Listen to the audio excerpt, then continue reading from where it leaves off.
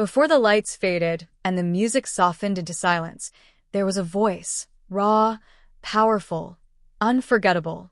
A voice that carried pain, hope, faith, and fire all at once. And when that voice belonged to Brad Arnold, it didn't just echo through speakers, it echoed through hearts. The day the world gathered to say goodbye felt unreal. Fans stood quietly, some holding old concert tickets, others clutching albums that once helped them survive their darkest nights. The air was heavy, not just with grief, but with gratitude. Because this wasn't only a funeral. It was a celebration of a life that had been lived loudly, honestly, and unapologetically. From the very beginning, Brad Arnold was never just a singer. As the founding voice of Three Doors Down, he helped create anthems that defined a generation. When Kryptonite first hit the airwaves, it wasn't just another rock song. It was a battle cry for anyone who had ever felt vulnerable but still wanted to stand strong. Brad's gritty vocals made listeners believe that even heroes need saving sometimes, and that it's okay to admit it. Inside the funeral hall, a montage of memories played across large screens.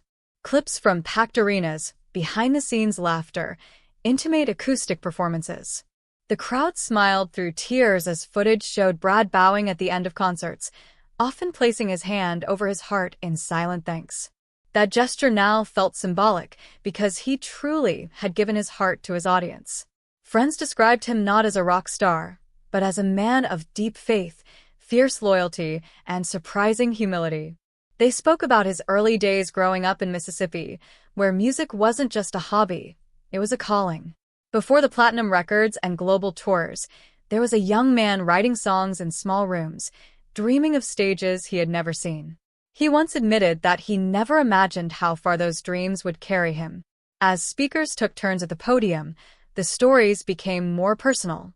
Bandmates remembered long nights on tour buses, disagreements that ended in laughter, and the unbreakable bond forged by years of chasing the same dream.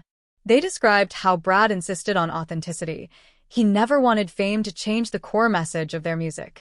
"Stay real," he would say. And he meant it. Family members shared memories that the public rarely saw.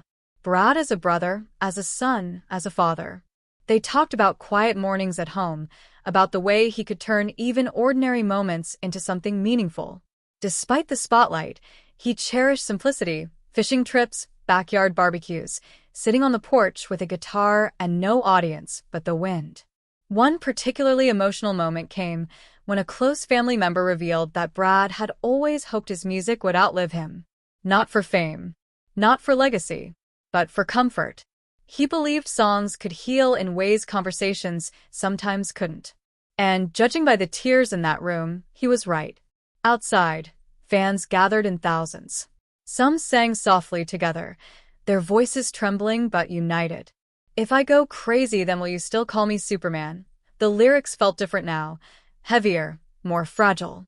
Yet they also felt eternal.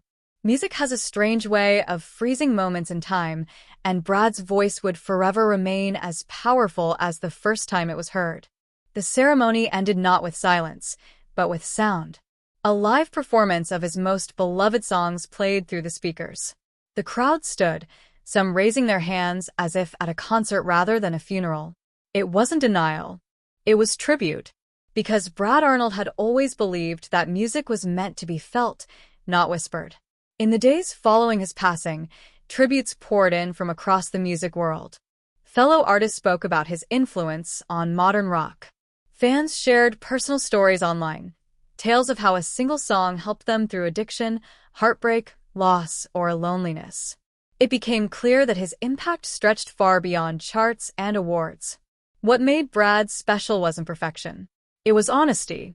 His voice cracked sometimes. His lyrics admitted fear and doubt. But that vulnerability created connection. He sang about weakness without shame, about faith without arrogance, about strength without pretending to be invincible. In doing so, he gave people permission to feel everything. As the sun set on the day of his funeral, something remarkable happened. Instead of despair, there was a quiet sense of peace. Not because the pain had disappeared, it hadn't, but because his life had been full. Full of music, full of love, full of purpose. The goodbye was heartbreaking, yes, but it was also beautiful, because while the man may be gone, the voice remains. Every time Kryptonite plays on the radio, every time someone rediscovers an old Three Doors Down album, every time a teenager hears those lyrics for the first time and feels understood, Brad Arnold lives on. And perhaps that was always the plan.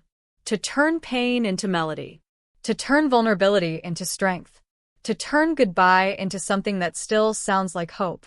So today, we don't just say farewell. We say thank you. Thank you for the songs that carried us. Thank you for the honesty that connected us. Thank you for reminding us that even heroes are human. And as the final note fades into silence, one truth remains clear. Legends never truly leave. They echo. Goodbye, Brad Arnold. Your voice will never stop singing in our hearts.